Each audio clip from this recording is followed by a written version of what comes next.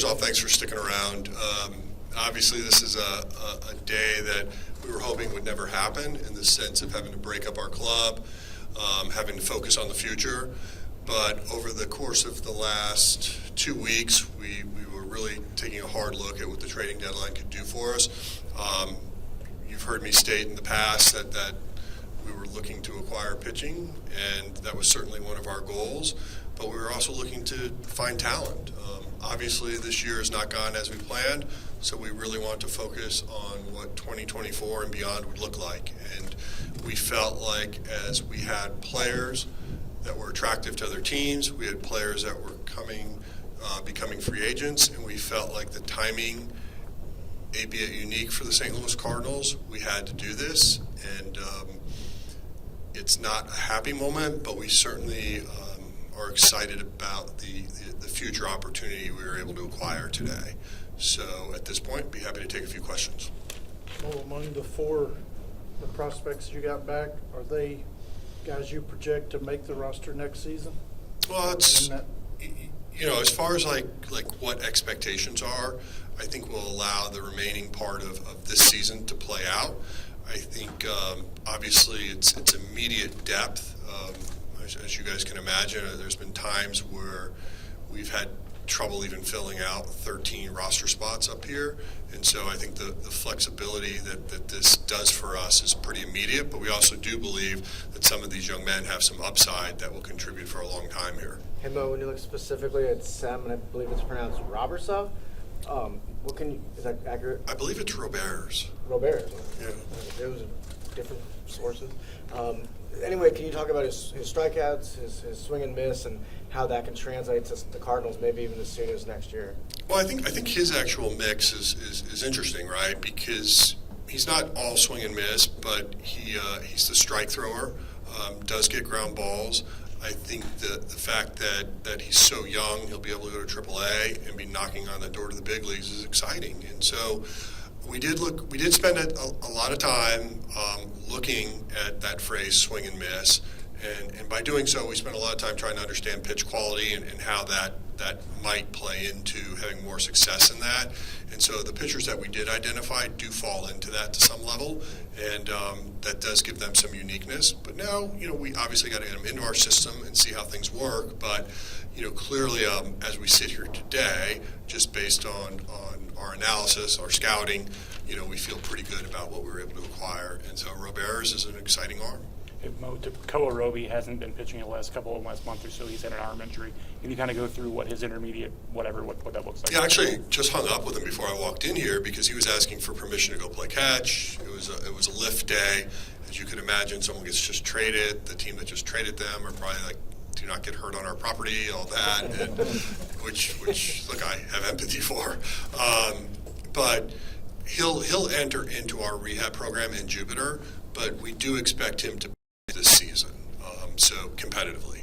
And so obviously we'll know a lot more once we get our hands on him, but based on our medical reports, we obviously believed in them or felt like he was in a good position to start throwing. And so we do hope we see him this year. We haven't seen a release yet. Will John King come here and join the Major League team? I believe so. Yes, I say that in the sense of I do want to review like where we are in our roster. I mean, usually you don't have as many wholesale changes, but when I spoke to him, I told him to point his plane to St. Louis. Mo, what was it like for you to push the button on kind of ripping apart the roster? I mean, that's not something you've done, that okay, it's time to go moment. Yeah, I think I came to that realization, though, a couple weeks ago. So to get us to this point, then became just the game of really, our patience. As you can imagine, both Monty and Hicks and even Stratton, there was a lot of interest in them. And so the key was trying to really optimize our return as best we could. And so when you say how was it to hit the button, I think mentally that happened a while ago. Well, as you mentioned multiple times, this is the first time in your tenure at least, and for many people in this room, that the Cardinals are selling. So the returns can be a little bit confusing, especially when you're on record saying you want to compete for 2024, but there's also a need to bolster the farm system. How do you feel like you can balance both of that while taking advantage of a seller's market for the first time?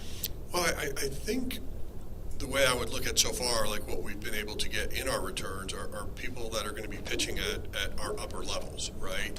And so we feel like we've added some depth that will have immediate impact in 2024. But also, there are some longer range plans so far in that. And the trading deadline hasn't come and gone, right? Today was an event. We moved 3 key players. Do I anticipate more to come? Probably. What do we have, roughly 24 or 48 hours left in this? So, we're going to just roll our sleeves back up after I leave here, kind of reassess where we are.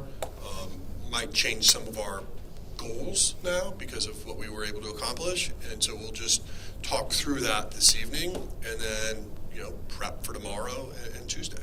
How so, Mo? When you say change some of your goals, what do you mean? What's the dial there? I've been saying all along, right? Pitching. Right. And we felt like we got a lot of pitching so far.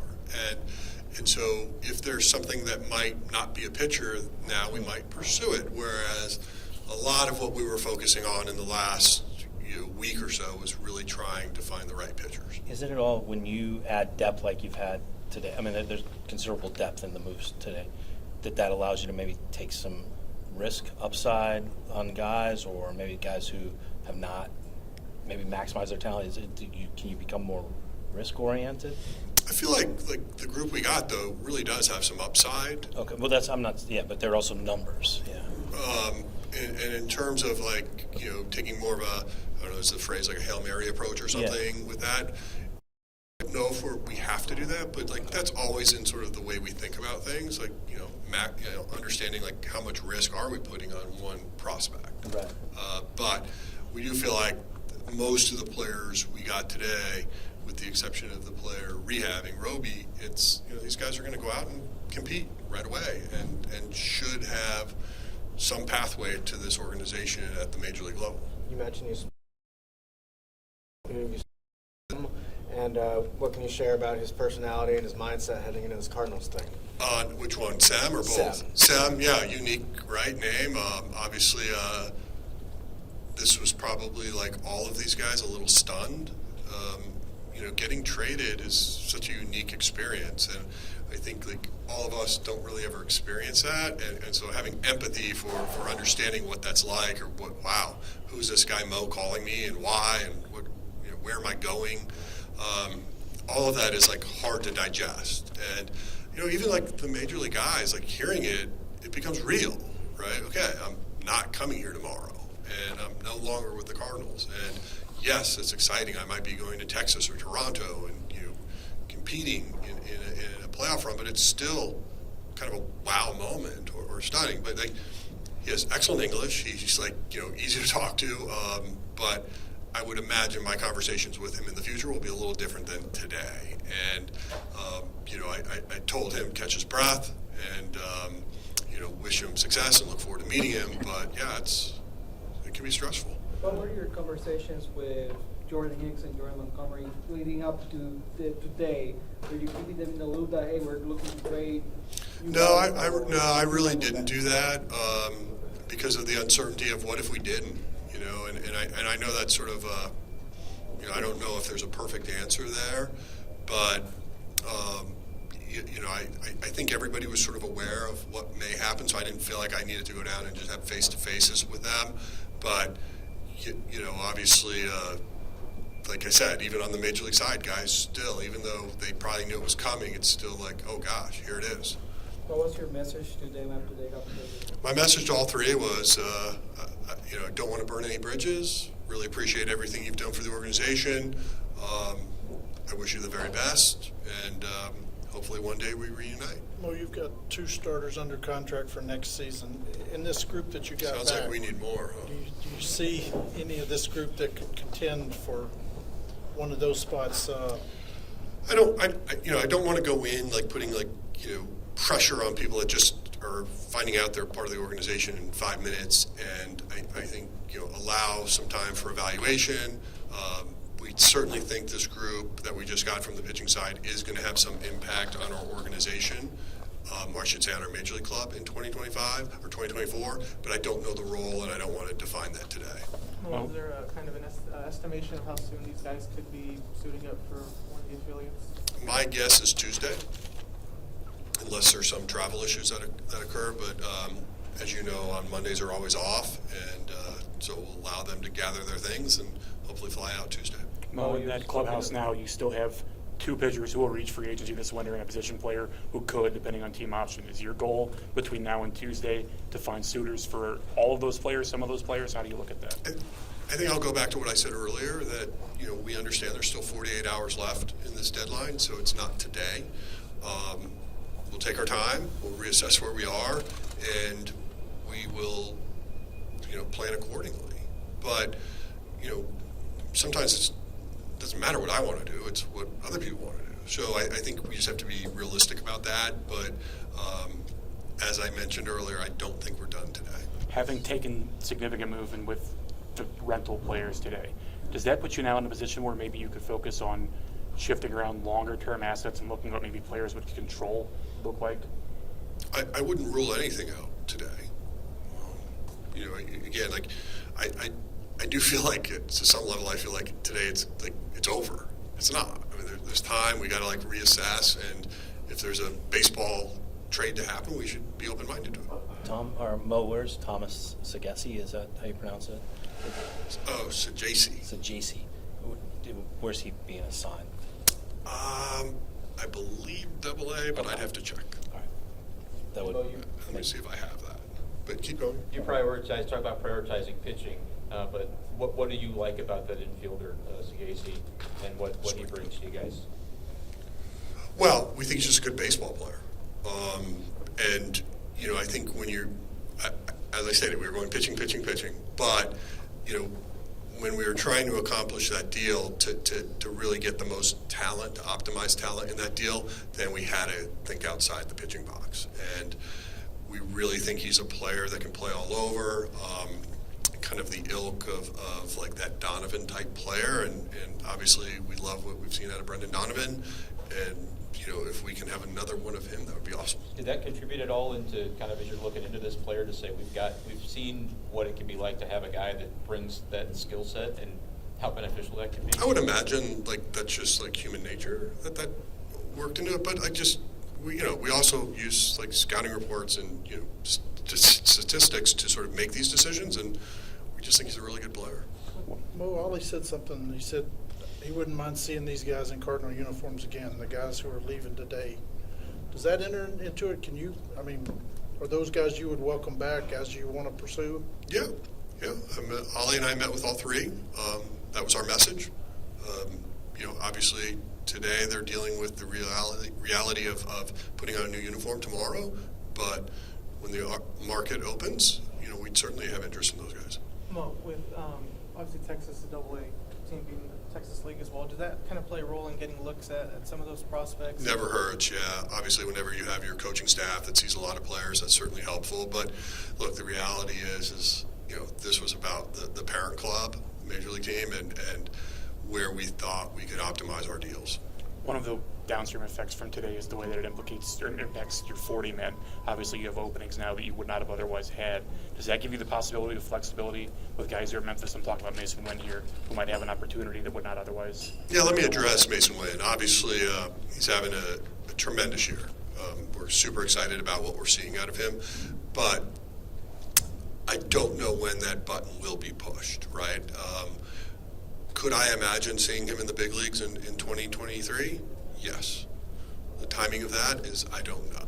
But does having roster flexibility help in regards to that? Yeah, because the last 2 weeks we've been hamstrung on roster decisions. So, freeing up a few spots is certainly a good thing. Mo, going back to the rotation spots that you guys will have open for 2024, how important or how much of an impact does what you've seen from Steven Matson's return to the rotation and what you might see the rest of the season have? I'm absolutely thrilled of what I've seen out of Steven Matz. When you think back to when we signed him, why we signed him, the last 3 weeks was exactly what we were hoping to see, and it's been impressive. How does that play into your plans going forward? does the rest of the way? Well, I mean, I hope he keeps replicating what he's doing the rest of the way, and if so, you can just, you don't need a pencil, you can use pen and put him in our rotation for next year. John, Ollie said the other day, he said he doesn't feel that you're that far away, that this team can be competitive next season with some adjustments. Do you share that thought? Absolutely. I mean, we like our club. I mean, we can point to everything, right? Bad luck, use excuses like WBC, we can injuries, whatever. But we still believe it's a pretty good team. We really like our everyday club. Obviously, we got to sort through what the outfield's going to look like. We've got to resolve what that looks like and understand that. You know, in terms of like what our middle infield is going to look like next year, we need to do that. But we think just like pure talent, pure production is real. And when you look at some of the things that have happened to us this year, we definitely feel like that's where the inconsistencies of just how we played overall came into effect. But we do think it's a team that's close. It's not that much different than it was last year in terms of faces and names, but you know, today we had to take the poison pill. We had to make changes, and they began. Is it possible we'll see clarity on the starting outfield for 2024 by Wednesday morning or Tuesday? I don't know. I mean, that's purely speculation. I think I think I'm just going to leave it as, look, 48 hours left. We'll see where it takes us. John, what's your feeling on, do you have I got to too go many? soon. What's that? I got to go. One last question. Go ahead. Too many outfielders, the theory that you have too many I mean, can you ever have too many outfielders? Yeah, apparently you can. I think the phrase "you can't have too much pitching" is real. So, look, you're just trying to find playing time. You're trying to have guys that run with it, run with that opportunity. And look, when you look at our outfield this past year, again, not an excuse, just a fact. But when you combine Newt, Barr, and O'Neill, they basically have missed the season. So what it did, it created opportunities for others. But in that opportunity, I don't think everybody sort of was able to sort of get going and consistently going. And we got to figure it out. Look, those guys have talent in that outfield, and now we got to figure out which ones are the ones to bet on long term.